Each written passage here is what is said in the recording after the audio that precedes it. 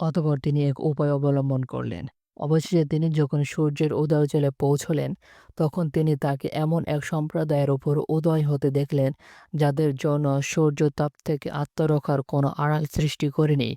প্রকৃত ঘটনা এমনই। তার বৃত্তান্ত আমি সম্যক অবগত আছি।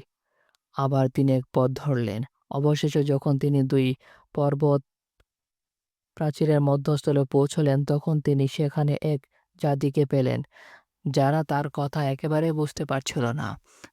তারা বলল, হে যুলকারনাইন, ইয়াজুজ ও মাজুজ দেশে অশান্তি সৃষ্টি করছে। আপনি বললে আমরা আপনার জন্য কিছু কর ধার্য করব, এই শর্তে যে আপনি আমাদের ও তাদের মধ্যে একটি প্রাচীর নির্মাণ করে দেবেন। তিনি বললেন, আমার পালনকর্তা আমাকে যে সামর্থ্য দিয়েছে তাই যথেষ্ট। অতএব তোমরা আমাকে শ্রম দিয়ে সাহায্য করো। আমি তোমাদের ও তাদের মধ্যে একটি সুদৃঢ় প্রাচীর নির্মাণ করে দেব।